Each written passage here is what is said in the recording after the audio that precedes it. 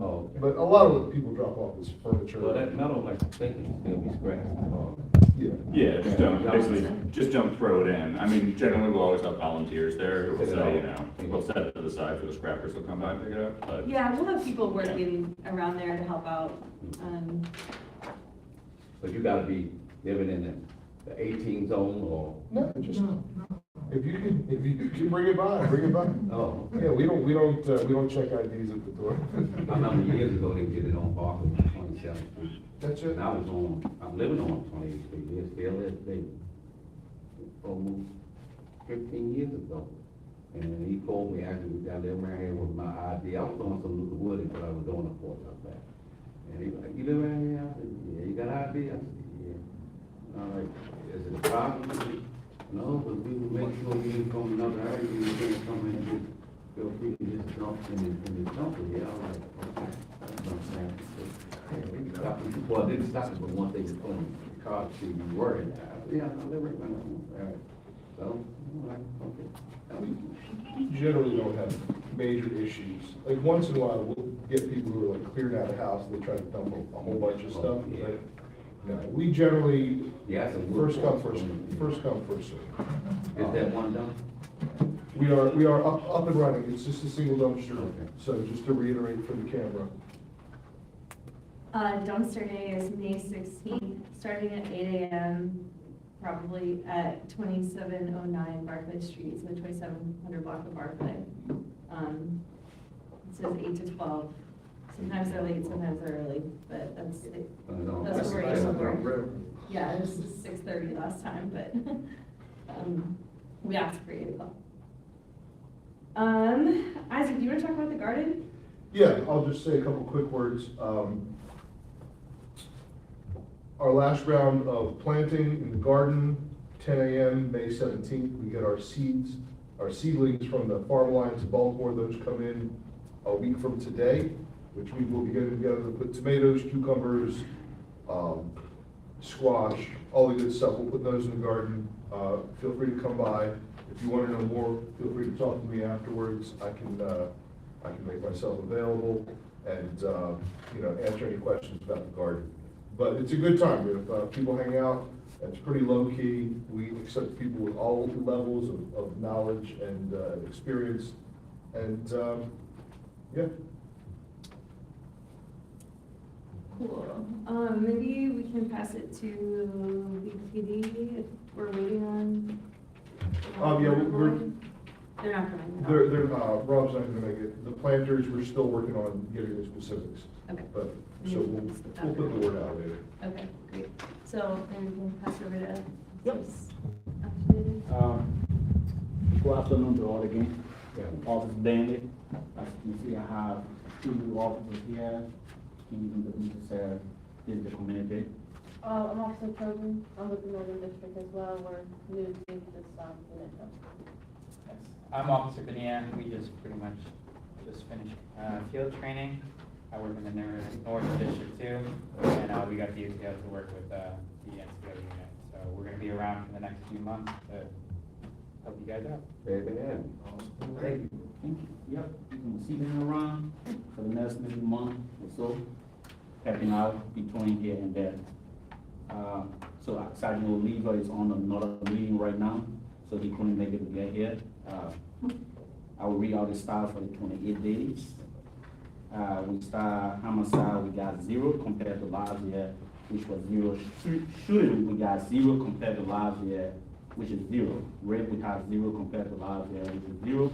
Robbery, we have 0 compared to last year, which is 1. Aggravated assault, we have 2 compared to last year, which is 1.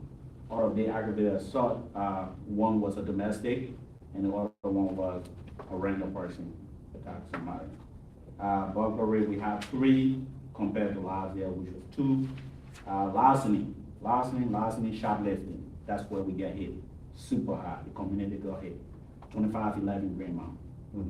And before we jump into that, I will just give you the scoop on what is going on with the whole larceny investigation. Within the last maybe 4 days or 3 days, we have made almost 13 arrests. CDS, larceny, things like that. Warrant have been put out. I wrote 2 warrants yesterday, 2 individuals arrested this morning, and they've been locked up the booking. You take $20 out and you walk outside, you getting locked up. $5, you getting locked up. You going down the booking.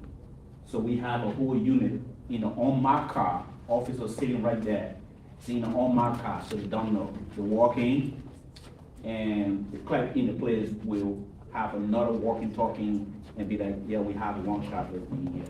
And we have to wait for you to walk out of the door, and then it's the home vehicle. Arrest you right there, take you down the booking. So there have been a lot of work going on with this, so we can be able to get control of it. We move down to auto theft. We have 4 compared to last year, which was 0. Like I said, auto theft, please secure your vehicle. Don't leave anything visible. That's why we bring those carry locker. If you need anyone need one, it's free of charge. You can come out in Northern District cell and be like, hey, I need one, and we're gonna give it to you. In the past, we used to give it to people who have a Pacific vehicle, which was Kia in the handle. But now it's for any vehicle. Once you live in the city, you need one to support your vehicle, we can give you one. So never hesitate to the Northern District, ask for the NCO, and we can give you one. So Arsenal, we have 0. Total per 1 crime, we have 30, compared to last year, which was 8. Violent crime, we have 2, compared to last year, which was 2. Property crime, we have 28, compared to last year, which was 6. Like I said, larceny. It's a lot. It went up super high until we have to create the whole special unit just for that. Pretty much that's the start for the Northern District. In reference to all the incidents we have any questions, concerns that we can answer now. Great. If no, can reach out to our command staff. Yeah. Are they putting foot patrol in the neighborhood as opposed to just patrol that's just riding, because sometimes y'all presence make a bigger difference when they see you on foot as opposed to this. You circulate once or twice, and then after that, oh, we ain't got to worry about no more. But if they tend to walk through the area or something, they don't know when you're gonna pass through far as patrol. But it's always the ones that's watching out for y'all as opposed to the neighborhood itself. Okay. I live 400 block of 28th Street. In the back of me, when it comes there and shoot narcotics every morning. 2 doors from me, I come my dog, he's sounding off, and I tell my son, when you hear him, answer him. He's telling you something's going on out the back. I said, he don't bark because he just want to bark. I said, when he barks, something's going on. Every time he barks, I'm out there. I'm looking. I ain't turning on that. I ain't looking out the way. I'm making sure because I had a house fire June 11 of 23. I'm just getting back here January 23rd of this year of 26. So it took almost 2.5 years to get back my address for his point. It was a 2-alarm fire June 11 of 2023. It's in the news and all, but yeah, but there's a fella under there cooking up this what you call, and that fire started out the back. It didn't start in my house. It started out back at the easeway. But I took a total loss because I didn't have any insurance. So I got to start from the ground to now. I'm just getting medical just now. Well, I'm on Medicaid B now so I can go to the doctor. I'm back into my medical far as my diabetes, far as my soda, far as my amlodipine, high pressure. But yeah, I'm behind that. But I'm still praying, letting go, let God. I'm trusting and believing. You're gonna make a way out of nowhere. I ain't ask nobody for nothing. If it is for me, it is for me. You know what I mean? But just to get back to that, it's just a fellow that be in that area every day, doing the same routine every morning, dog sounding off every day between whenever he come out there, sometimes twice a day. He out there, 400 blocks. 6 houses from Greenmount, 7 houses from Greenmount. Just to add on to that, we have a similar situation on 26th. I'm sure you're aware of it, but 26th in Barclay, all the way across to Greenmount. there's a lot of activity. The loading dock, just to the east of Barclay, there's that little 26ers park that used to have the table and the canopy. We took those out. They're still using that space, but they're mostly using the loading dock behind there. And we have a couple of our neighbors that talk about this continually because it is nonstop. And every time I go by, there's always people, and they use the park. Yeah, they use it to sell, they use it to buy, they use it to trick, they use it to use, I mean, everything. And, I mean, we've been in conversation with Odette about this, but I think this is, and Odette has been in touch with the owner of the building where the loading dock is. But I think we need to develop some sort of a plan. You know, we'll work with you guys, we'll do what we can to support it, but we need to come up with some sort of a plan where we can address this, because the folks in the neighborhood do not feel safe. No. And if you look, I mean, you just walk down 26, just east of Barclay, and I mean, the needles and just everything. You know, MJ, who's one of our board members, she lives right there, and she cleaned up so much stuff today. And this is an issue, whether we can have a longer conversation with folks in the Northern District, come up with a strategy, but, it's gotta be addressed. And I understand that, you know, what you're doing with the larceny is great.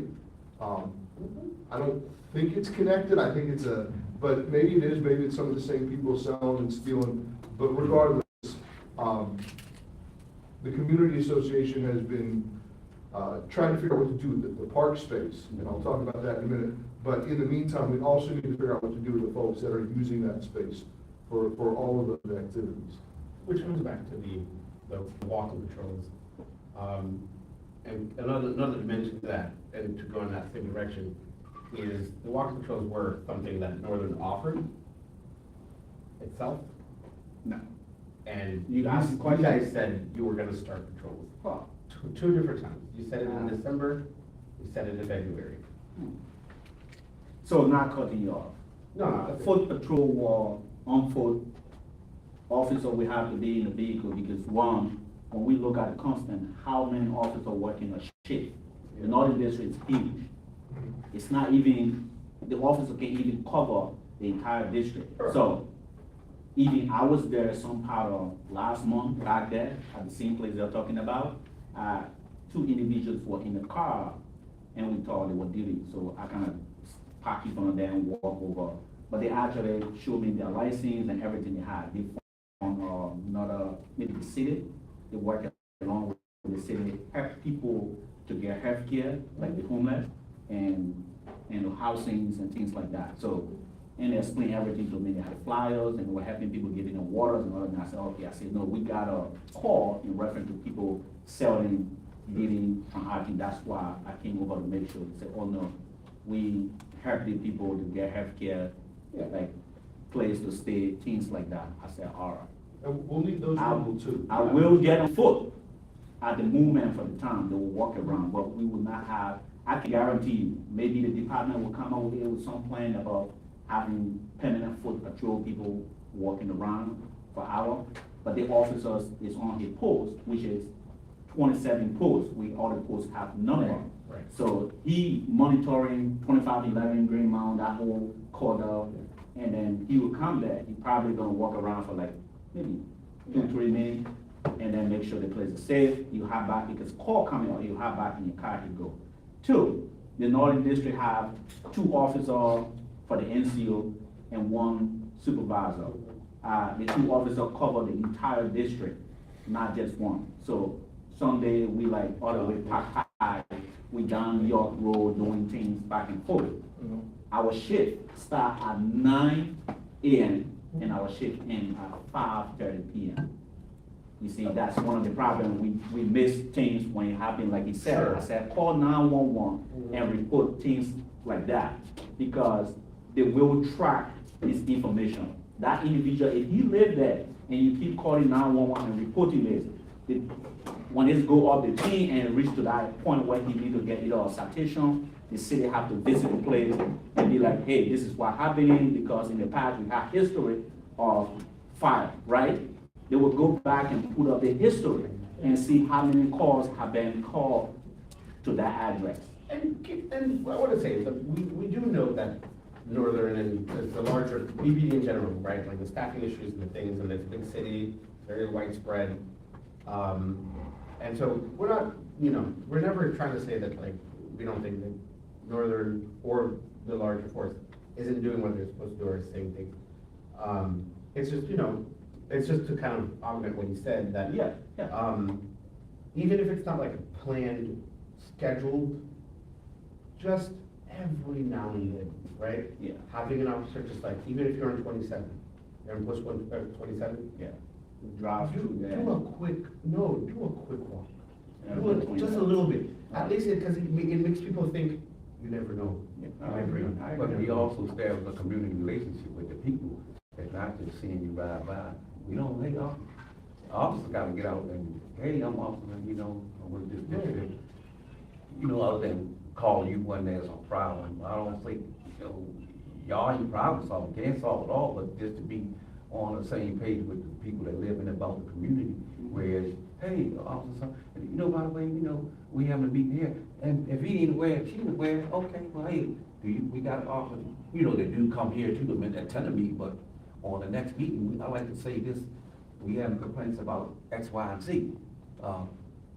Whoever that commander, lieutenant, or chief, or sergeant is, or captain is, you pass down the line, but patrol laws, the ones on the front line, who you see before you see any lieutenants up, what sergeant you do see, but maybe shift sergeants, that is, or, lieutenants or captain. But, you don't get to know the officer and who he is, other than when there is an issue or a problem, and it's like, oh, what's your name? Oh, my name is, okay. Got a lot of them get offended. Oh, this is my name, sir. You see my name? I'm like, okay, yeah, I understand. I'm just asking a question, because you don't want to be a threat to them, which you should be if you call them if there's an issue. And it's like, I just want to know who's us, I'm working this shit, okay, I live here, that's it, I'm doing that. There's other neighbors, that might have this issue that you might that see your face or know your face. If they see your phone, he works in there, this district, okay, it's officer something. Problem, see him, he'll talk to you. If there's an issue, he'll point it out to you, let you know, if anything can be done about it, as opposed to just calling. Oh, he got 50 calls. There's a lot of stuff that don't amount to calling 911, Yeah. There's a lot of stuff that we're like, hey, we're seeing they're moving this way. Hey, I see we're actually down by this block, like this week. Hey, it's just like a quick thing. And then it educates you as to what's going on, how you move here, not just like sitting in the designated spot, or, I think it would give more depth to the patrols. And that's something that at least Northern has said that they're interested in doing.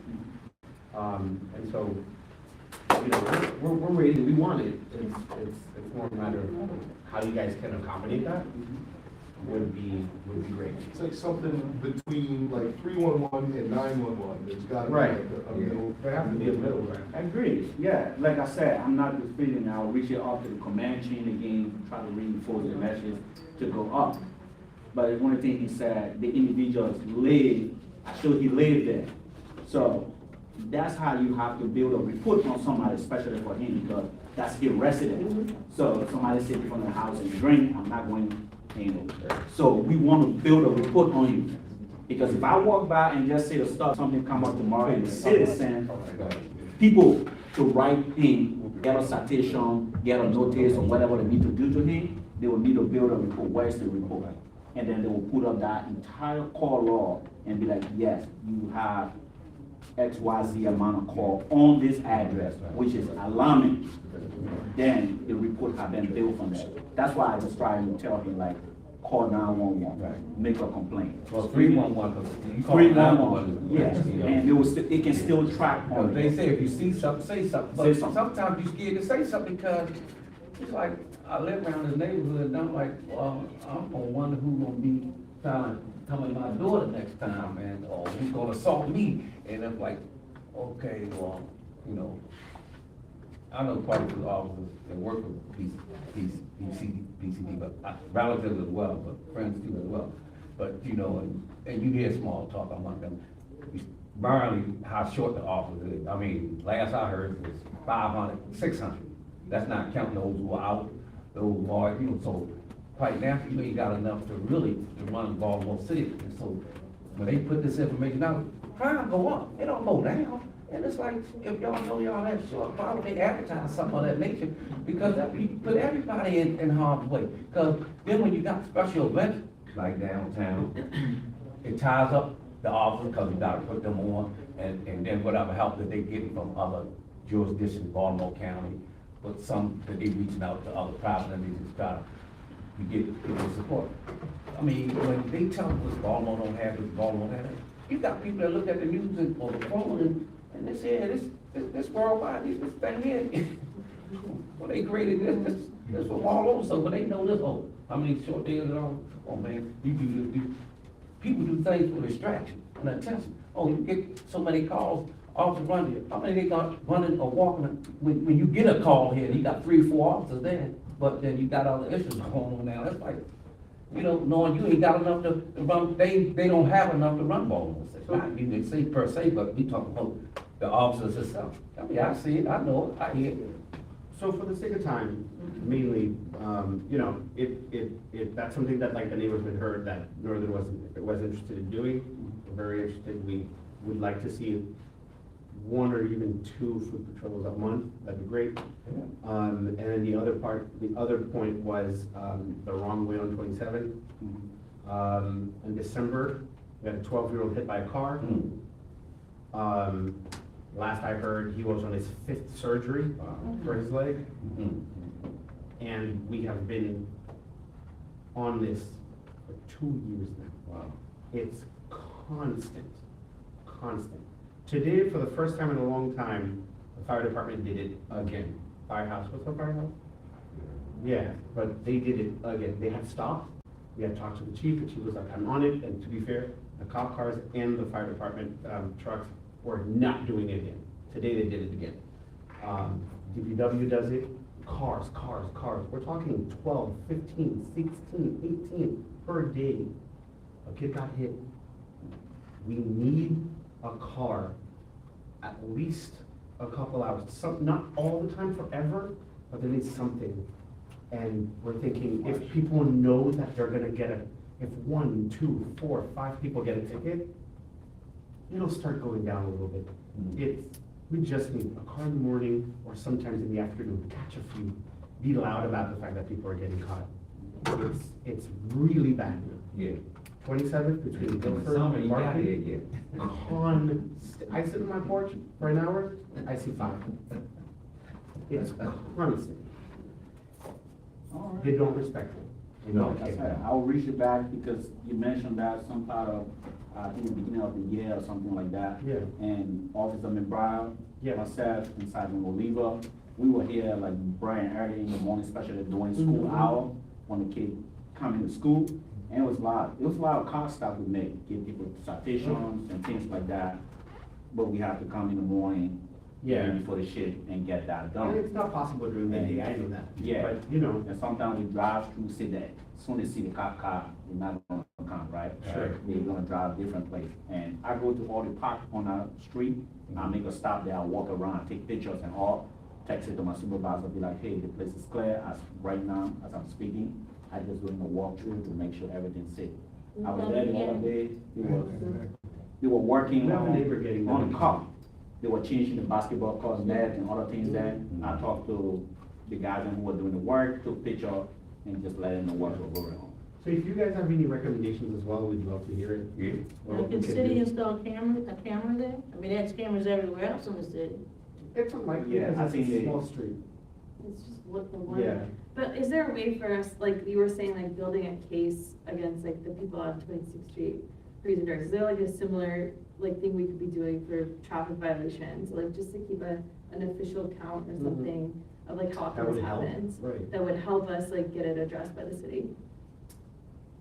Yes. Like we're not gonna call So, 911 about that. but- You can call 911 and make it so you can build a case, because if the city step in, they might create something else to help, especially with, camera that will sit there for anybody who will go the wrong way on that it also can help, it can make a change, because the more that calls go in, the better that case built, and then when you make your case, and it'll be like, okay, this is alarming, because I've been calling, and the Northern District also knows about it, so we need to do something. That can work, it's possible. Do we need license plates? Or just counting is okay? Just, you can count. If you got plate, you can give it, but you can count. Like, in a day, this is the amount of cars I've been running through here on the one way. Somebody got hit in the past, and community members are concerned about this.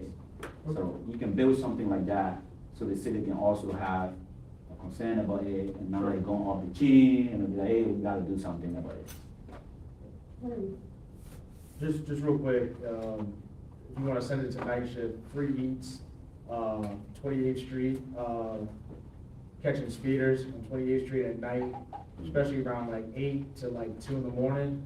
Yeah. You can sit out there at any time during that time, literally sit on by 28th Street in Guilford and 28th Street in Calvert, and you can hear them coming before you see them. That's free tickets right there, I'm trying to tell you. Yeah. The only time it slowed down, they were doing work across the street, so they had to make a bump. I could hear them speed up and then hit the brakes. That was the only thing that slowed them down. It was nice, but then it's paved over now. But yeah, free eats, Yeah. beginning of the month, end of the month, I know I gotta do something. Get them tickets, boy. You'll be surprised. I get a guy 9 ticket, and everybody was like, whoa, Officer Dandy. I was like, yeah, 9 ticket down, told his car. That's it. So I don't joke when it comes to that. Yeah, trust me. All right, I was also told to ask for the person that raised 28, 26th Street? 26, and That's me. 412 East 26, that's you? Yeah, To view your camera? it's right here. All right, perfect. Maybe we can talk out one, we have a call. Anything else? No, thank you for your service, man. Thank you. Thank you so much for your time. Thank you for what y'all do. Yep. All right, we've got some more visitors. Anybody? Yep, I need him.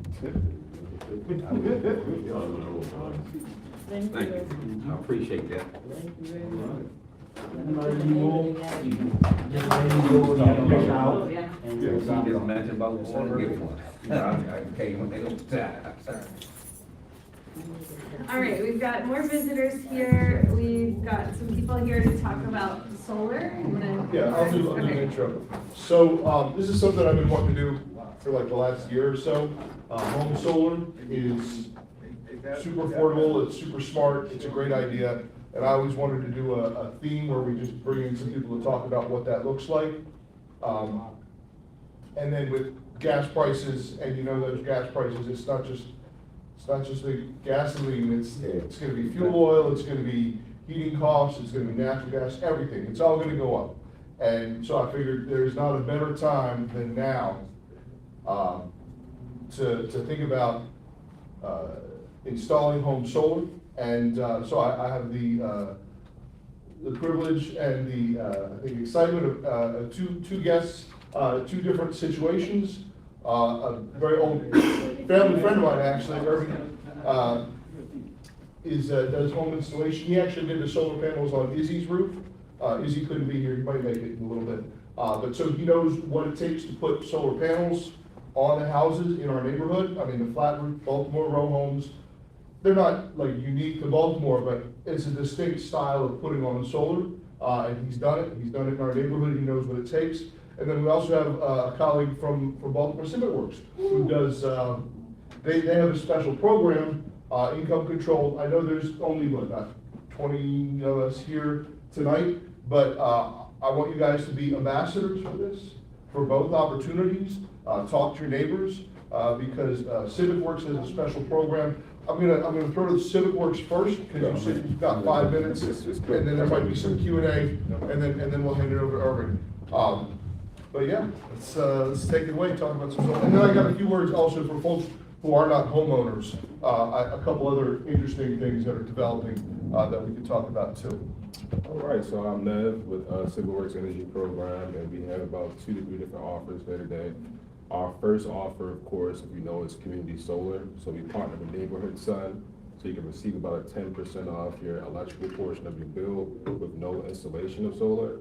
So you subscribe to a Thereby community system, you can actually get that energy credit per month, each month, while you're subscribed to that system. The other offer we have is a weatherization offer of your home. So you can get anywhere from $10,000 to $20,000 worth of work for free if you're income qualified. If you're not income qualified, it's only $100, but that's ventilation, piping, installation of your attic, any holes, cracks in the walls, anything that's put your house at risk for any, for instance, like you have a hole in your wall and the heat's seeking out in the winter time, or AC problems, etc. So that's also a program we offer too as well. Like I said, it's income qualified, so most of it is free. And if you're over that, I think it's for a household of 2 or 3 is about $98,000 to $100,000. So if you're under that, the program is free. And the last offer we have is our Roof Buy program. It is a solar installation program, but we connected with 2 different contractors to give people a 24% discount on solar, just because we know that the federal tax credit is no longer here anymore. So we're trying to make up for that. So that's about it. But I do have more information in the back, and I'll leave some flyers here too as well. If anyone has any questions, you can always ask. Thank you very much. No problem. Is weatherization windows as well? Yes. Yeah. Yeah, so the cog and the sale of it, so they'll do a full weatherization audit of your house to get a report, and within that, you get the work too as well. So, Yeah, any flyers you have, you can leave. yeah, Any I'll other- leave one table back there. Okay, great. Any other questions for Nev? I'm good. Appreciate you. Yeah, no, thank you for coming out. We appreciate you coming on short notice too. And then,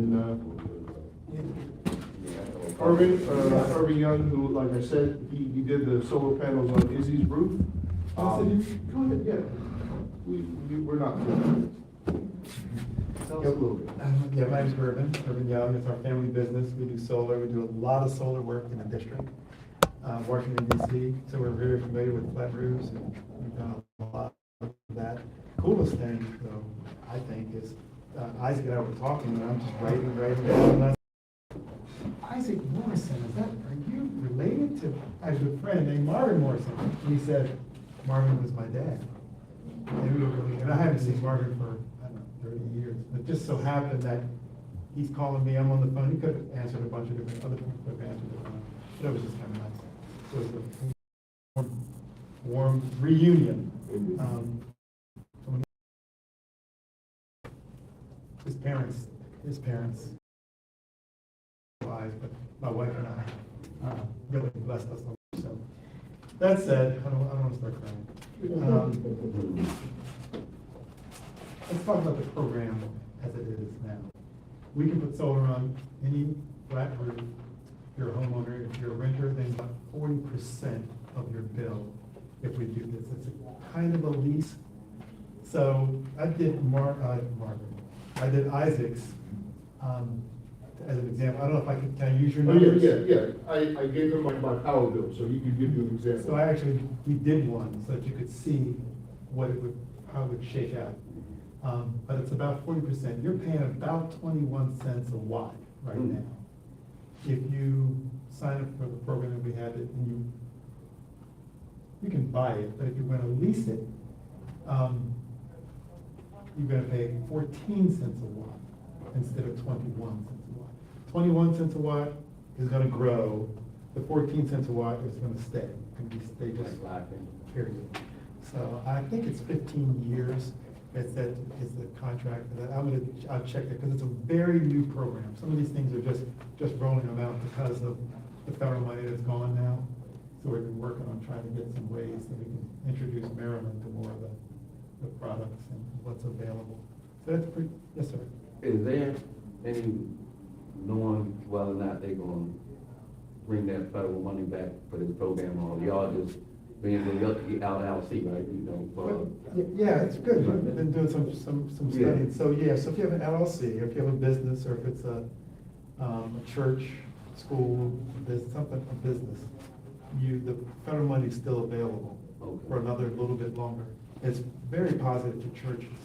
We can save churches a ton of money with solar.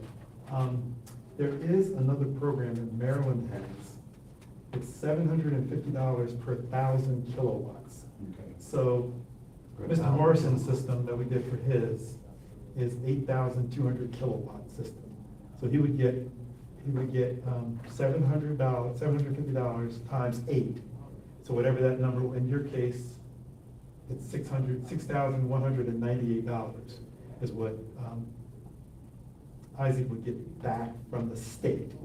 If you qualify. Again, it's about Yeah, you got. one person household, if you make 128,000 or under, you qualify. Two people in the household, it's 140 something, I can look it up to tell you exactly. But that would kind of give you a sense of, do I qualify for that $700 per 1,000? It's a little bit of a chunk to bite into. You don't need any money down. You are gonna save money, but just getting over that hump of, I'm not paying Pepco. So if Isaac does this, he won't be paying Pepco. He'd be paying us, or the company that we would be working with to get solar on his roof. I'm gonna go over these numbers. You're good? You're good. Okay, it's 19 pounds. For Isaac, it's 19 pounds. It's an 8.265 kilowatt, producing 11,000 kilowatt hours. So the system is an 8,000 kilowatt system. It's like a bulb, an 8,000 kilowatt bulb. But that 8,000 kilowatt bulb is shining 11,000 kilowatt hours. So that's a good system. And with a reverse, not such a good house. Probably got some shade or something like that. But a flat roof in full sun is perfect. We're making 114% of Isaac's power, which means he would never have another BGE bill. He would still get an invoice every year, every month, just like he does now, but that invoice would say 0. Okay? Let's go here. So he could finance the whole, the monthly payment would be $190.69. And that's for 30 years. Okay, the first 5 years, first 5 months, you get a discount, but I don't want to get too much in the weeds. If you did it for 30 years, it's $190. If you did it for, this is owning the system that I'm talking about now, I'm sorry. 30 years, $190.69. 20 years, $229. 10 years, $331. So I don't know how that fits in people's. So I'll say, like, just if we're ballparking $300 a month for this versus what we're paying for electric, I mean, we're paying, I think, a little less than $200 a month Okay. for gas and electric. Okay, that's gas and electric. Gas and electric. Okay. But, that also, we've also probably need to replace our HVAC pretty soon. We could switch to an all-electric system, and it would be more. Yeah, sometimes it's not a great Initially. idea to switch, because gas tends to be more stable in its Yeah. pricing, where electricity kind of can move a little bit. So I would say if you were making a bunch of extra power, which probably wouldn't be the case, enough that you could cover it, or if they're SRECs are solar renewable energy certificates. That's what the utility pays you for putting green energy on the grid. I think- Isaac's making about $60 a month. I think the concern, though, is that gas is stable, Yes. but it is not necessarily going to stay stable. I guess I can't make a strong argument that you should change from a gas or an oil to heat pump for several reasons. One, heat pumps are not as warm. The air is not as warm. The heat's not as warm in a heat pump. And the pricing. So you might, if you, I wouldn't, that's a little hard to sell. I think what we're talking about is very doable. It'll save you 40%, maybe or more. Most people can afford it. Right now, we would be making 11,000 kilowatts. So let me just see how much it would cost if you leased it. The other thing to think about also is what it does to the value of the house. if you're gonna resell the house. Right. Neighbor across the street from us had solar panels at their house. I mean, it's not like they have trouble selling houses in the neighborhood. But I think they were able to really just sort of roll the investment they made into the solar system into their asking price for the house, when they sold the house like 3 years later. You can, increase it up to 4 to 5% of the total. 4 to 5%? Yeah. Okay, if Isaac was going to get the lease program, or the PPA is called, a power purchase agreement, his monthly payment would be around $128, $130 For how long? for 15 years. I think it's 15. I have to check that. That's not a lease to own. Now, I think after 15 years, you get it. It's for free after, it may be 20 years, but I think our program in DC is 15. So I'm assuming it's close to 15 or 20 years of paying this $128. And after that, 15 or 20 years, it's free. Okay, the panels are yours for free, and all the power that they make after that is free. The panels have a 25-year warranty. So there's no tricks in here, there's no like sneaky stuff, everything is very out there, the numbers are real, they're consistent. So 128, if you decided to lease yours or get a PPA, if you wanted to buy it, I went over those figures earlier, from 2 something to 3 something. That's 128, plus we're paying a BGE bill that's 40% lower now. No, in Isaac's situation, BG&E bill is gone for electricity. The electrical Right. part of Right. it, yes. Not Electrical gas. part of it, sorry. But not the gas. No, sir, this doesn't touch gas. Okay. It's just electric. That's it. Right. Because I questioned the guy about getting I had gas dryer. Uh-huh. And now, he said, they didn't put me up a gas line there, so I questioned him about why. He said, well, it's more efficient to get electric drive. And when you talk about the market of the gas kind of up and down, you know, when you look at the electric it is, then you gotta look at gas itself, or with gas, how stable the gas is as opposed to electric. It has a tendency to have that wiggle room, you know, when it comes to, so you know, I always had gas. Oh, so you had, does everybody here have gas in their house? Yeah, Most people do? my heating system is gas. Your heat system, that's the best. Gas is awful, it's nice and warm. and, Because I was thinking about having a guy put the gas line in for gas value, because I always had gas value, and I Yeah. always 110 to work from Tamil, and then the gas, you know, the gas and stuff. So, I like gas dryers too, because I think. But he it's said you hotter. gotta get it energy, make sure it's rated where it's energy efficient. He said if you do get a dryer, gas, electric dryer, make sure it's energy efficient. So. Electric dryers are cheaper to buy. More expensive to run, but cheaper to to buy. Cheaper to buy. Yes, sir, but then electric dryer, I think, gas dryers, I think dry quicker. Yeah. I think. Yeah. I'm sorry, yes, ma'am. So I didn't quite understand, so if you lease, how does that affect your electric bill? Whether you lease it or whether you buy it, electric bill's gonna be the same. So you're still gonna save about 40%? Yes, ma'am. No matter what, you do, whether you go the lease or whether you go the buy. The lease is gonna be the least expensive. And I don't think you need a credit check or any of that stuff. Just, we put it in, I think it's an ACH, it's gonna automatically come out of some account, whatever account you set up, it's gonna automatically come out of that account. Okay, so when you put it on a flat roof, and a roof that's under warranty, if anyone puts anything on the roof, then my warranty is null and void. I couldn't have anyone put it. That's a very good question. And I probably wouldn't have talked about that if you hadn't said it. I'm gonna see if I can find a picture of one. What we do is here's your house, and there's 2 walls that stick up from the house. Wow. They're called parapet walls, fire walls, yes, sir. We take an aluminum beam and lay it across from one parapet wall to the other.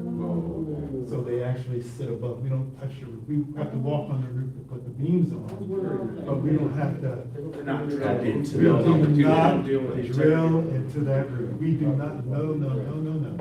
We do not want to drill. Did that used to be a thing, drilling it right into the roof? It used to be, right? Yeah. But now you guys are having to kind of like re-educate people, that's, because Yeah.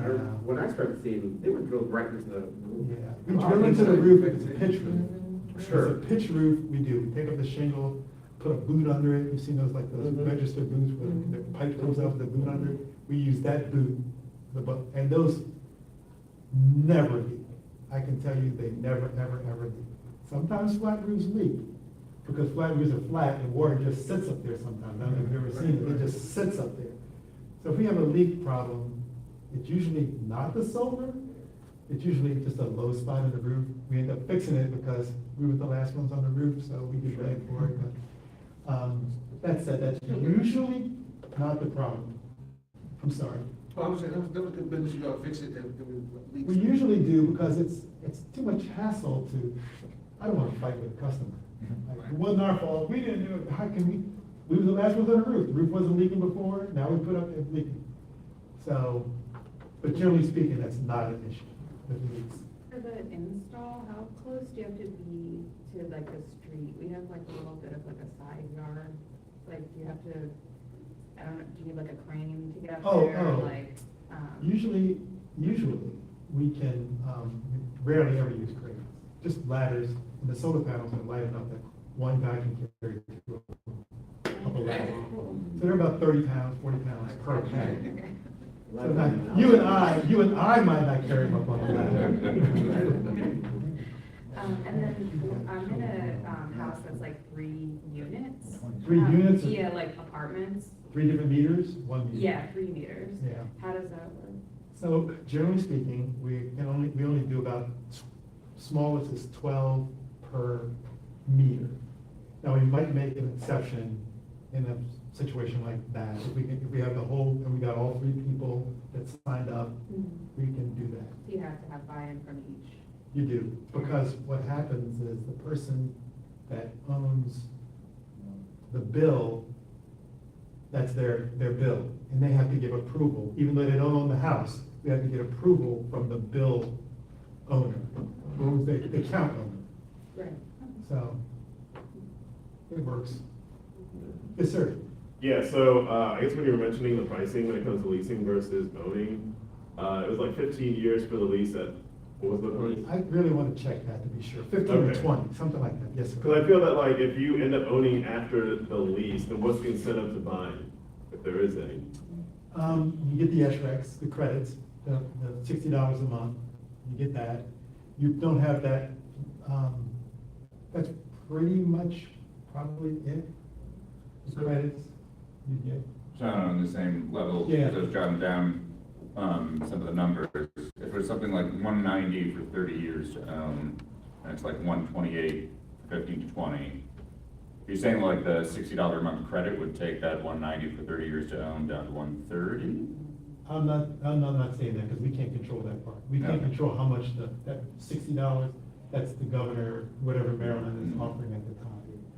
The other thing, But it would drop the monthly price of. If it stays up this way. Yeah. yes. Yeah. Even if you're not promising $60. Yes, sir. Yep. I think it's about $40 or $50 per 1,000 kilowatts right now in Maryland that you get from the SRECs or the credits. probably. So, it's, yes, sir. I'm just saying it's $45. $45 now? Thank you. I'm not having multiple experts in the room. That's I just great. wanna say, yeah. Just a couple of questions. there. Sure. Go ahead and answer. Does it matter what the house wiring is? Like, does it need to be? Sometimes it does, sometimes it does. Generally speaking, we cover that.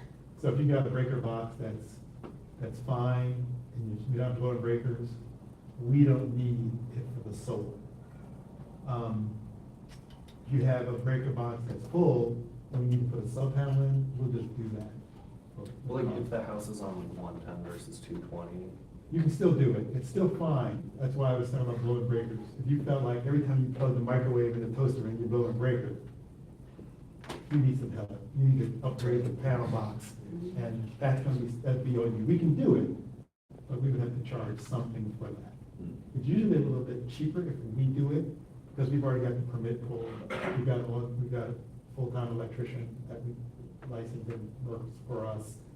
So it's usually a little bit cheaper, but if you've got an electrician that can come in up in your box, then it's cheaper for you to do it that way than use your own electrician. But, That's the same for like needing more amps. yes, Yeah, right. you need more amperage. But the telltale sign for that is, are you blowing breakers? If you have a blowing breaker once a year, that may not be a big enough deal. But if every month you're like, oh, my wife had the toaster and I had the microwave on, or I did this running and that running, blew the breakers, then it's time to probably Right. upgrade from a 200 Overall, amp, from a 100 amp breaker to a 200 amp breaker box. And that's anywhere from $1,000 to $2,500, depending on what you need to do that. And for anyone, just because I got that information exclusively, if you already don't have an electric HVAC, or an electric dryer, if all you're running is like your microwave, your lights, and your dishwasher, you likely don't need to up your breaker. Usually, upping your breaker amperage or changing your board is done to add an electric Yeah, electric car maybe, HVAC, maybe an electric car. something like that. Or a dryer, electric dryer. Yeah, dryer. They write a 220 in ours for the dryer, Yeah. or electric stove. Any big thing. Any major thing that you had a great voice, man. When you started talking, I was like, oh, okay. I know he's singing somewhere, somebody's church. Yeah. So, look, solar is here to stay. It just kind of, when do you jump in? When do you take advantage of it? Is this the right time for you? Is next year the right?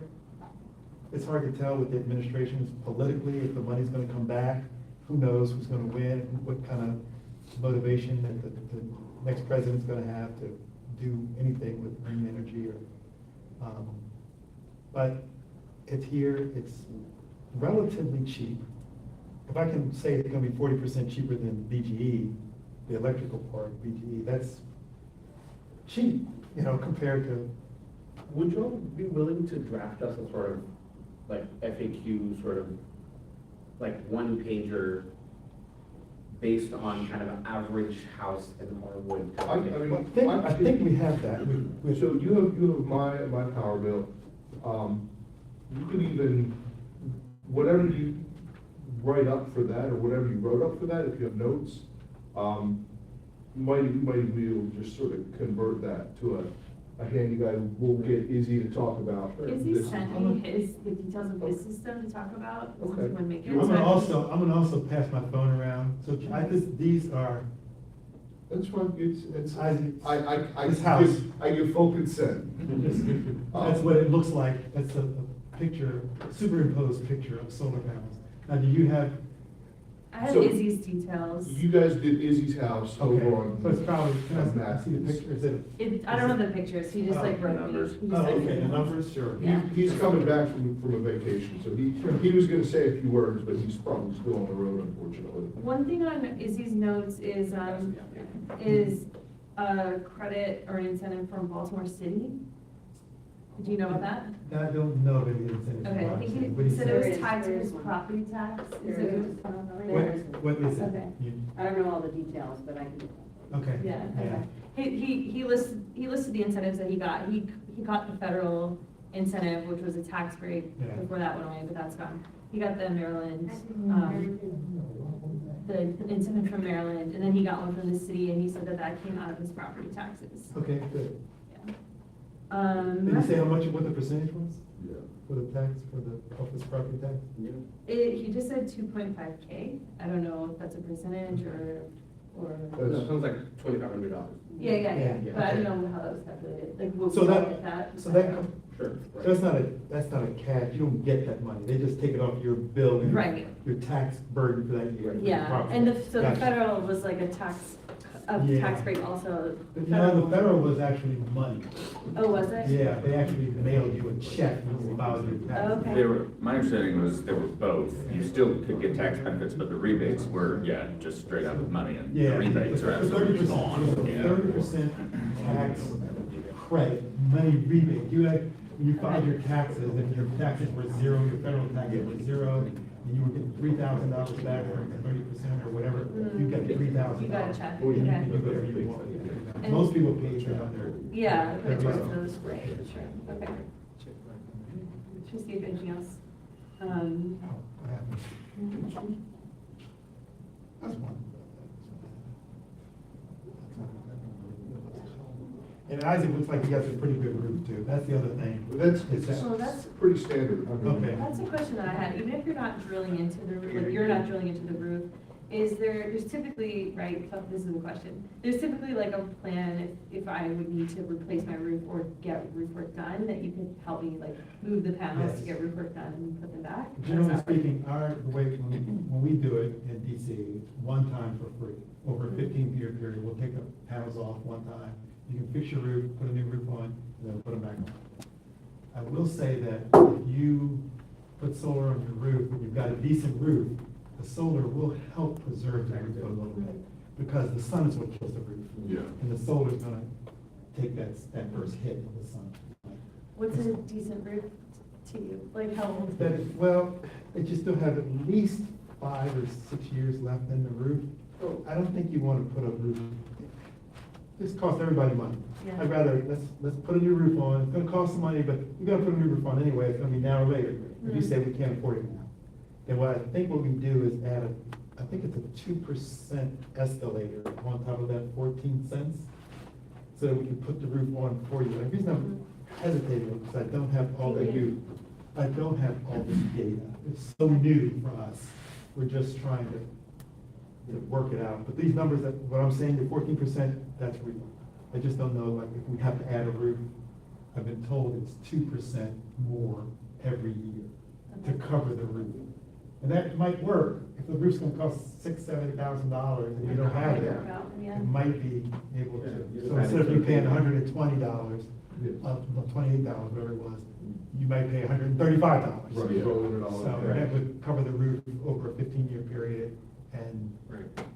And when he says 6 years left in the roof, the average roof in Baltimore is rated for like 15 years, especially like the average tar and rubber yeah.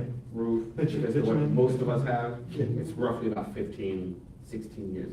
So basically, per what he said, if you were replaced a roof 10 years, at least 10 years ago, you should have that left, in which case that'll help your roof live a little longer. And sometimes we'll put a coating on it, which is gonna be a lot cheaper than a brand new roof, tearing the whole roof up, put a new roof on. It depends on what kind of shape it is. Right. So every roof is individual. We took a look at every roof. And, so, Is there down payment? no. No down payment. You can make a down payment if you want. Make your I'm monthly realizing I payment. do very little, like, everything that I know is from like 10 years ago. Yeah, same, yeah. I'm sorry, I didn't catch that. What do you mean? What'd you just say? Everything you know is from 10 Everything years? I know for solar is from 10 Oh, years ago. because that's when you looked at it last. And, well, that's the information anyone really has. Like, the people who have it are people who have the money to do it back then, and that's their information, and they're the ones who tell you, it cost me this much. Everybody says, it cost me $15,000. Like, you know, They blah, only blah, put them blah. on A-frame roofs at the time. Yeah. They were just doing A-frame roofs, they weren't doing flat. Flat roofs. Yeah. And the other thing is that Maryland used to pay a lot more than they're paying now. Yeah. Maryland used to pay They- a ton of money. They, They were like half of what DC is, they had to cut the incentives a lot. big time, big time. That was 10 years ago, I actually. was gonna ask if you're worried about the Maryland incentives further than they've already been cut. What we do right now is if you signed up tomorrow, we would qualify you, make sure you qualify and have that money in the basic agreed before we kind of move forward. It's kind of part of what we do in Maryland to get that $700 per thousand. So you would already know before, because some people, that's a deal breaker for them. But the credits might change. I don't know. Yeah. It's because it's too political. It's Yeah. just, I can't control, so we can't know what we don't know. I can't sit here and say, oh yeah, we're gonna have, and not know, because I can't control that. But does that mean that like once you're locked in, you're approved, you know what your number is, that's your number, it doesn't matter what gets taken away? Yep, it's not gonna get taken away. Well, The taken away is more for like whether you do it in the future? correct. I think that was the question, how long it's gonna be there. I just was worried either the credits when you install or the monthly credits for energy, if you were worried about those. I'm not really worried, Maryland's pretty low as far as the numbers are concerned, I can't, in DC, I'll tell you this, but in DC, our DC customers get $400 per 1,000 kilowatts. So we have customers in DC that are walking away with a couple $100 profit Wow. and no bill. What they doing? So that's how far Maryland's away from that. Maryland's 445, I think you said $45 per 1,000. DC's $400 per 1,000. Wow. That's because DC wanted to be the first major city in the United States that was 100% green. So they put everything into it, but they made the utility company pay. Pepco's who's paying that money. But Pepco's also the ones raising the bills to cover the money, because they're paying for people that have solar. So it's just the same old. Whereas we just have the raise part. We just Same did old that song. part, yeah. Yeah. So, I don't wanna talk too much, I can talk all night about solar. But is there any other questions that I can answer, or? Do we want to talk about plugins? Yeah, I'll just say. I'm gonna a get some couple- cards out while I'm, Yeah, is that yeah, all right? sure, yeah. You got some cards? There's one additional option, particularly for folks who Shocking. are not homeowners, who don't think they can get their landlord on board. This is something called plug-in solar. Plug-in solar is a little bit different because plug-in solar does not feed back into the power grid. Okay. So this does not affect your BG bill at all, except that it saves you money on your own utilities. Now, the thing is plug-in solar is not yet legal in Maryland. I never heard of that. Plug-in, so they have this all over Europe. They call them balcony solar. It's a panel, it's got a little box you plug in. They're super cool. It'll save you maybe like $25, $30 a month if you're lucky, if you got it in a good spot. The first state in the country to do it was Utah. Legalized it last year. Maryland, they passed the law. It hasn't been signed by the governor yet, but it will likely be signed by the governor and take effect in October, which means you will be able to buy plug-in solar. Now, plug-in solar is not gonna knock your bill down to nothing, but we have, like my house has, the back of my house faces south. We get great sun all afternoon. So I could put that on like the back of my house and I could shave $25 off my bill. And if plug-in solar panels are cheap, which they will be if people start buying them, that could pay off in a year or two. So you plug a device into that, or that? That plugs into your wall. And so everything in your house, Gotcha. so From that. the electricity doesn't go back, it doesn't leave the house, but your fridge is running continually. That's gonna take some of that electrical burden off your fridge. Gotcha. Anything that you have running, all the different little things you have, those, some of Just that running burden cheaper. just gets picked up by that solar panel, or Yeah. solar panels. Again, it's not available yet, but Maryland, General Assembly, they passed the bill. It just needs to be signed by the governor. The governor will probably sign it as planned, which means come October, you will start to hear about plug-in solar in Baltimore City and Maryland in general. Have they put a price on what that will be? The panel's a couple $100. Okay. Yeah, they're pretty cheap. And I mean, and once there is So a, is it you think the guarantee for saving you cost coverage when you say Yeah. in the house itself, where if the new appliances like your pot or your refrigerator or your microwave or, so Yeah. putting that in the house would kind of offset the little. it offsets just a little bit. Right. But it adds up over the space of a month. The thing is like I said, you can't buy them yet. And so we can't really price them out right now. Okay. Because you can't, because there's a box.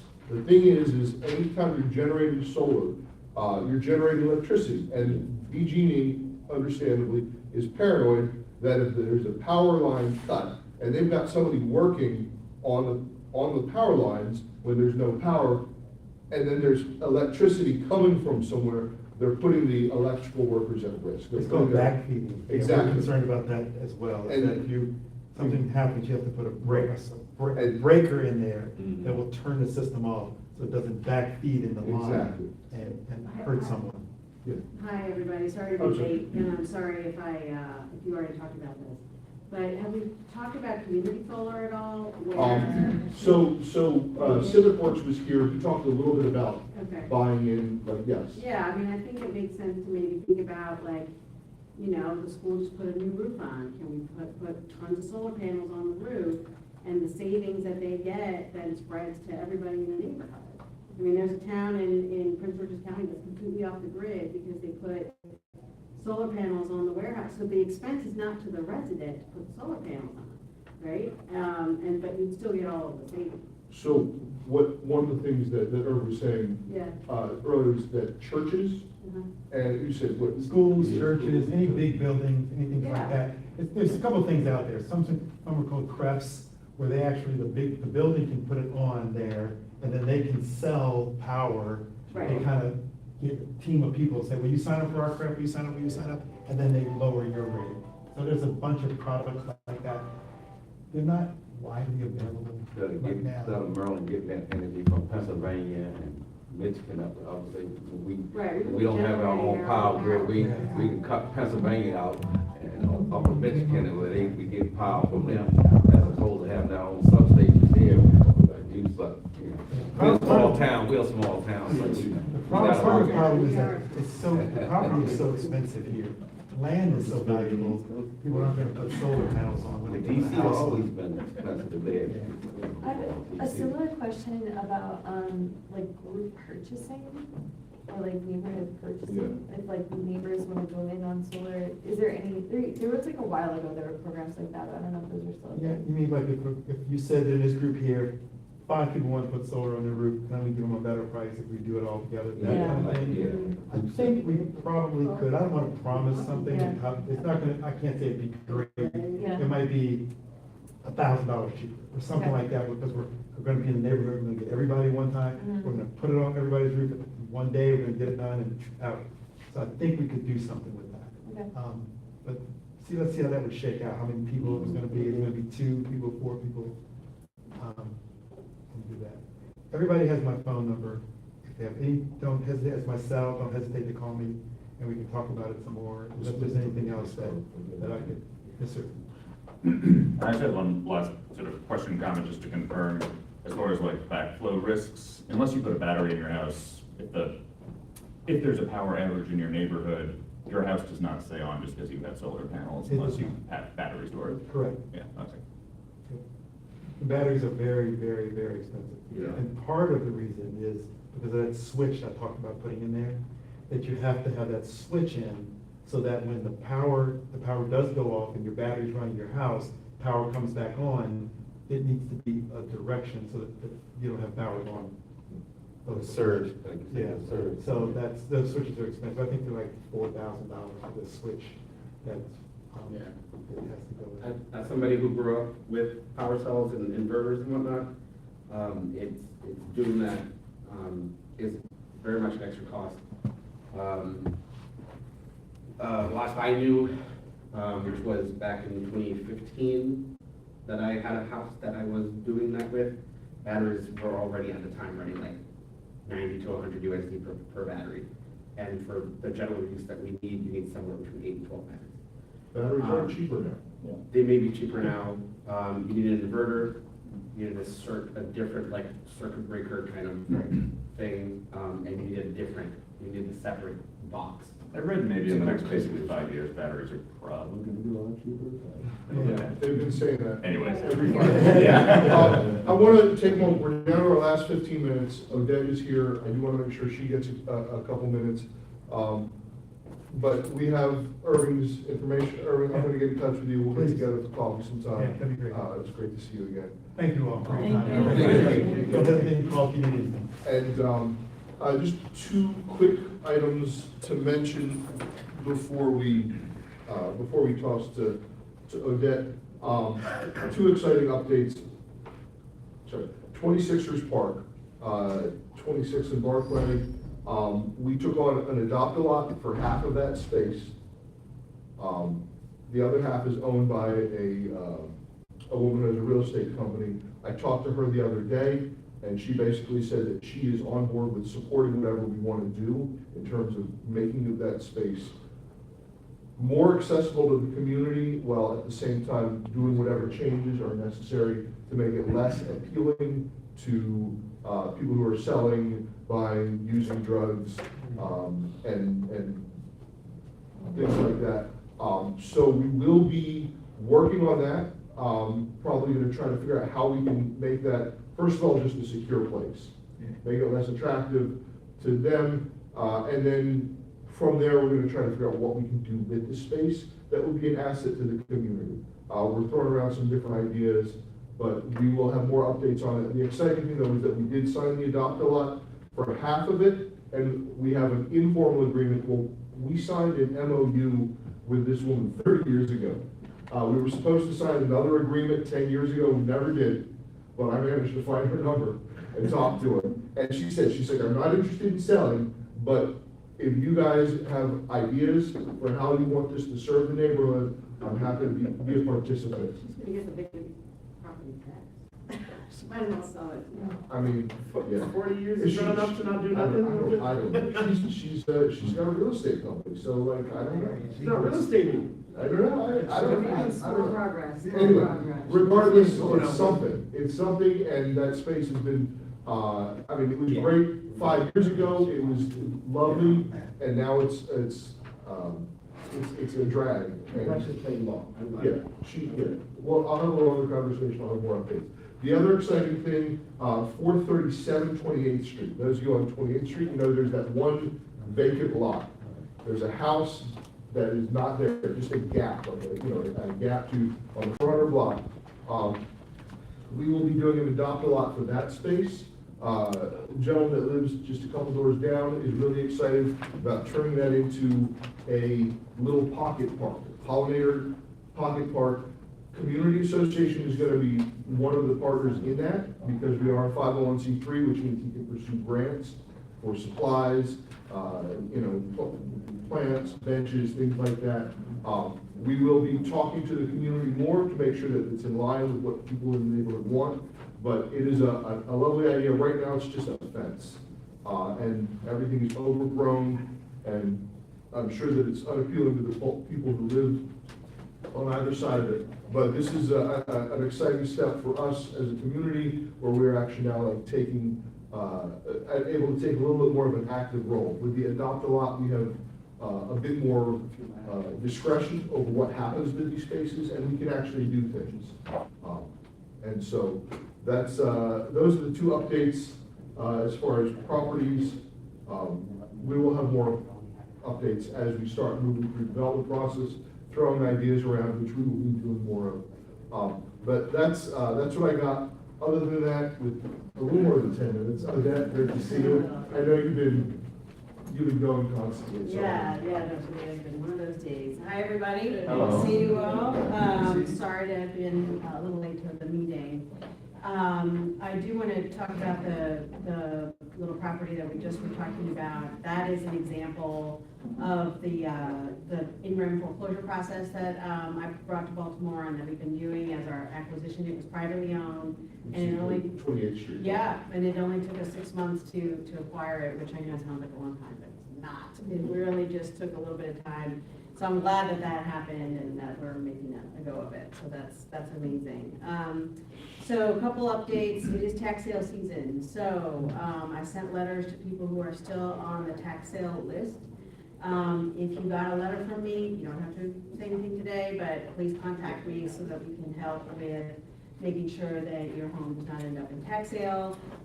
As you know, Maryland is one of the only 20 states left that has a horrible predatory system of tax collection, where if you don't pay by a certain amount of time, the lien goes up for sale, an investor can buy that lien, so the city gets paid, and then we'll go back to the homeowner and say, hey, pay up the lien, 18% interest, and all these lawyer fees. And if the person doesn't pay, then they're gonna have to be foreclosed upon. I've been trying to reform the system for a really long time. We make incremental changes every year. It's been a little frustrating. But we do have payment plans this year, so if you are in need of a payment plan, if your mortgage didn't pay for some reason, or if you don't have a mortgage, we can get you signed up on a payment plan, and you'll be taken out of the tax sale immediately. So just reach out to me if you know of others that got letters from me or are in that, you know, there's no income requirement for the payment plans, it's for any residential property. We did that on purpose so that people would get a chance to just make it easier on everybody to be able to pay monthly as opposed to all in one go. So the tax sale is May 18th, and so we've only got a couple weeks left to try to help everybody to get at a tax sale. I don't want anybody losing their homes to these predatory guys that I really want to get out of business. And I'm not shy about it, they know. So, but the payment plans is like the cornerstone of reform for tax sale. We'll go back to the General Assembly to get permission to do our own tax collection system, which will be much more humane. So I think we're getting there slowly, yes. Has there been, or rather like, is there any insider information or anything as far as, Maryland or the city moving towards eliminating brown rent?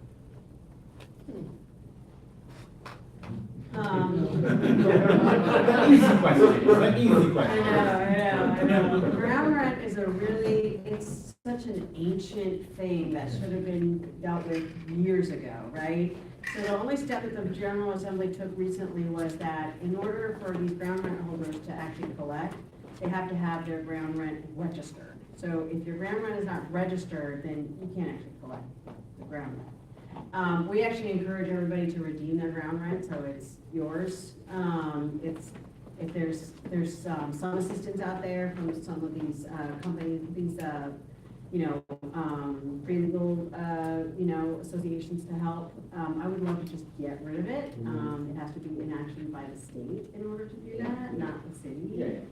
I actually have one constituent who's a leaseholder, and in the in-rent process I just described, it's the city foreclosing on all of the liens, even third-party liens. So some of the ground leaseholders are like, hey man, what's going on? You're foreclosing on my lien. It's like, our tax lien was more expensive. This is for vacant properties only, vacant properties. Our tax lien was more expensive, so we rank in the order. But it's the right thing to do. Just be simple, and the house gets transferred to a new owner. The vacant property only gets transferred to a new owner, pretty clear. So, that still takes an action. Fight Blight does a bit of, does work with that, Nika. Nika does. Quite a few happening. Yes, that is another fight that is raging. What am I trying to say? Legally, how does maybe there's just not good comparisons because it is so rare outside of Baltimore, but what would the state have to do? Would it actually just have to buy out, like just put tax money forward to buy out all the ground leases? Like, could it actually abolish these and the ground leaseholders just get stiffed?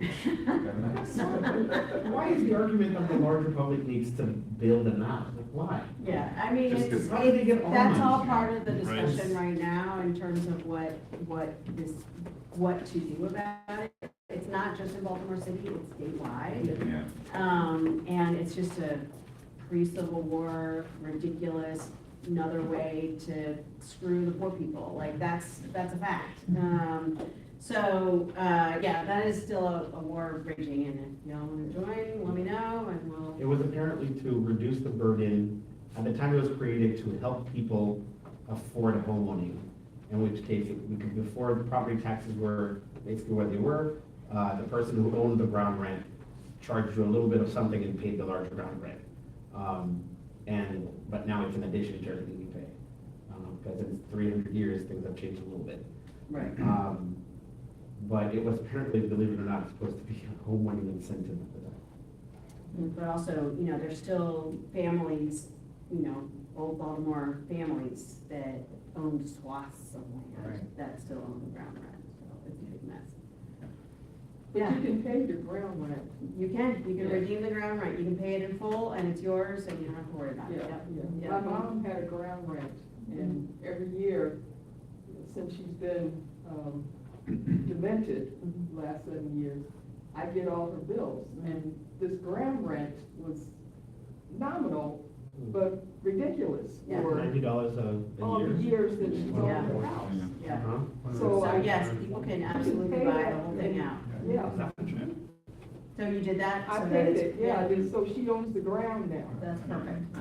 I think mine's $90 a year, and I think it'd It's be not- like I'm 90 $1,500. bucks a I year. think it's like 1,500 to To renew. extinguish or something. Yes. $200. Yeah. Plus, lawyer fees. Yeah, yeah. So any other news, you probably saw that we're starting to finally get our little bit of traffic calming here and there. So, you know, some of the, especially Barclay and 28th Street finally happened. So, the community had given DOT like 28 intersections to do. We're gonna get 10 this year, we're gonna get 10 next year, so it'll be, you know, gradual, but at least we're making some progress. It's way better than some other parts of my district. It's just been bananas. But I'm glad that we're doing that, because I think that'll make a huge, huge, huge difference, as well. Yeah. Now, something you're gonna hear about soon is, the city is completely redoing the street sweeping schedules. And, sometime in May or June, all of the street sweeping signs will come down. They're gonna redo the routes. They'll let us know what they're asking us to do, which side and what days and all of that. But they're all gonna be around the same time, so that it's not like, you know, St. Paul Street has one and 28th Street has another, and, you know, it will be, and I have one neighborhood in my district that actually does 2 days a week, which at the time was needed, now it's just a pain to move your car each time, so, that, once I get more details about how, if they're gonna phase it in, if it's gonna be all at the same time, and when, I'll let you know. But the idea is just to try to optimize the routes for the street sweepers, and do better proactive enforcement for people to get ticketed, if they are not moving their cars. Because right now, it's kind of a random free-for-all, and so having a schedule, everybody's sticking to the schedule, they can be, more proactive in that regard, so that's gonna, yeah. So is this gonna apply to all streets in the city? Because currently, our street does not have street, It's only for the ones that currently have street sweeping. because we don't really, we keep our own street. Yeah, I know, yeah, everybody, yeah, exactly, so it's like the main streets that have them, the Big main access. arterial streets, 29th Street. So if you don't have it now, you're not gonna get it unless you go through the regular process. But it is, I mean, especially in Charles Village, since we have so many arterial streets, it does, you know, make a difference, yeah. Okay, so, from what I'm getting, what you're describing, essentially, all of the street sweeping is going to happen on the same days of the week in, like, the district, is that correct? I don't know how they're gonna break it up, but it'll be by region. Okay, because So- my main concern is that if, like, you're in a given area and all the street sweeping happens for that area at a given time, then, yeah, exactly. Yeah, well, and so, you know, for instance, on 28th Street, it's one side on one day, and it's the other side the other day. So that would still occur, it wouldn't be the same day on Okay. both sides, yeah, yeah. Okay. So they're figuring it out right now, they just told us to give people a heads up, and we'll make sure to get more, answers for you, yeah. Quick update on resurfacing for the year. So we are still owed the resurfacing from, I believe it was Guilford or Calvert Street over to Howard Street. But the part that's gonna go through Remington, they decided that they wanted to wait for that. Mostly because BGE has to do it, so why not go wait, have BGE do it, right? Plus Hopkins has another project that they're gonna start digging over there, which I don't even wanna get into, because it's such a big mess. But other than, I have the street sweeping, the resurfacing list, and I don't remember one in Harwood per se, so I'll have to get back to you if that changes. But if you do have a street that you want resurfaced, just start with the 301, send it to me. Yes. 25th from Greenmount to Hartford is getting redone. Okay. That's terrible. Oh my God. Yeah. You guys like this? So they resurfaced Kirk to Hartford, not Kirk, yeah. And that was temporary, but they're doing the city's doing a whole streetscaping project on 25th Street. So there's gonna be, the resurfacing, and then the sidewalks are gonna actually have trails on them. There won't be a formal bike lane because the sidewalks are so wide that you could just put a trail there, as well as clearing out all the cars that are parked on 25th Street. So when we have our meeting with Cold Street Homestead Montebello, because they're been helping with this, then that will all be talked about. So that's all gonna get, that was supposed to be done last year. And so I'm hoping that. That's maybe better. this year. Are Yes, you Remington as well? I have most of Remington. What's happening with seawall across from Sisson, across, where the dog daycare was, that whole thing? They're waiting for Sisson. So no. I mean, they're waiting for Sisson. We did finish our report. Is this the one project across the street for the Sisson space and where like? Yeah, they Burger King is wanna and do everything? the whole thing And at one the same time, yeah. If they don't get Sisson, is it likely that that's not coming at all? They'll have to figure out Yeah, a they'll have to plan figure it for that, but they've already, I mean, we turned in our report. I'm the chair of the task force. I don't know if I've given an update here. So what the task force decided was that eventually, Sisson Street could close, but only if DPW met 7 very strict criteria, Find right? another space. So one of them was that Reed Bird and Bowley's have to be fully renovated. Those are the 2 other areas that have drop-off centers, but they're also the home of our sanitation workers and the trucks. So those are existing spaces. They're on top of landfills. You can't do anything with them. You can't fill them. So there's one in Reed Bird and Cherry Hill and one in East Baltimore called Bowley's Lane. So those have to be fully renovated. The plan is to do the same ramps like Sisson. Bowley's will have a fully functioning composting processing facility, which will be great for our zero waste goals. Right now we ship everything over to Prince George's County. So that has to be fully renovated.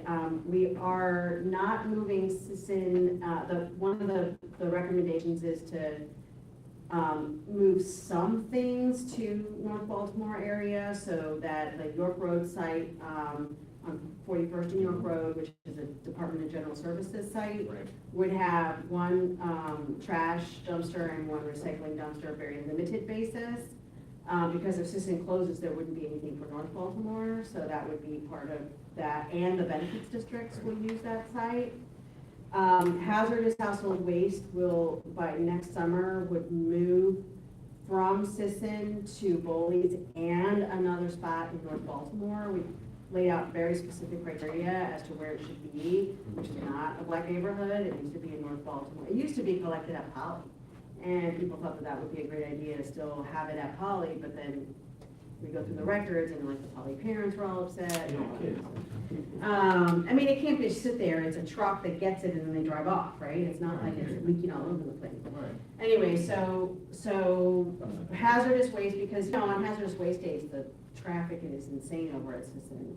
So it would move to Bowley and a site in North Baltimore, so that there will be 2 sites. We have that there needs to be much more emphasis on zero waste. We want to reduce our dependence on all the sites and not just Sisson. So that means doing a bottle deposit or bottle something, which I'm working on. Deconstruction rather than demolition, and we're getting a deconstruction facility, which is great, because then all these renovations, anything that can be recycled can be placed here, and then, that's inventory for others to use, which will bring down building costs. Yeah, it's gonna be great. I'm really looking forward to it. Yeah. And then also, the composting, so that eventually the idea is to do either pickup, or some way to get better composting, and then we process it in our own facility. And also making sure that like all of our big institutions, like Hopkins, just, let's compost that, not the medical stuff, but so we have a big emphasis on zero waste, big emphasis on a public information campaign, not just this little oops thing on the cam, really. I mean, a real campaign about, recycling and working with the schools and all of that kind of stuff. So the report is much more about our sanitation system writ large as opposed to just this little site, right? The crew is amazing there, so we're gonna take care of the crew. And there's a couple of other conditions, but all this could take 7 years Yeah. before, that happens, because, the other thing is that we had, through the public process, we found out that, I didn't realize this, I should have known, that the code only requires that multifamily buildings have sanitation facilities and receptacles. So so then people in multifamily buildings were like, oh, I wanna recycle, but my, manager doesn't have recycling, so I'm gonna go take it to Sisson. So we're gonna require now that multifamily buildings also have recycling. And that's private recycling. So, anyway, so there's all these things. I'm happy to, we just gave it to the mayor's reading through it, and then we'll put it up on the website. I know that, I love Sisson too. I think that the crew is great, and when you think about, when you drive out of them, you feel good about public service and, city services. We know that the crew is gonna be taken care of. Again, this isn't gonna happen tomorrow. There's all these types of things that have to happen before that happens. So, seawall is just gonna have to wait to, figure that part out, yeah. So we are, I think, a couple minutes over. Sorry. I just wanted to say, in respect for folks' time, to wrap up. Yeah, that's it for me. It was my question. Great. If you have questions about anything, we'll be packing up for a few minutes. Thank you, everybody, for coming out, and thanks for those who dialed in. Oh, we're finally fully submitted as far as our sales tax exemption That's great. for our IRS termination. We should be getting an answer very soon. I forgot to mention about Wayman Main Street real quick. I mean, what's the next? Is there? So so book festivals, so there's things that my office has taken on, like book festival. We are creating a Green Mountain Task Force where we'll need residents from each of the 4 neighborhoods to participate. That's with city agencies. There's also going to be a town hall in a couple of weeks with residents invited, plus the agencies, just to go over where our wish lists are, and then work on organizing that way. And then I've got somebody organizing the businesses. So a lot of these functions that Main Street was supposed to be doing, my office is leading for now, so that we can keep the momentum going while we figures it out.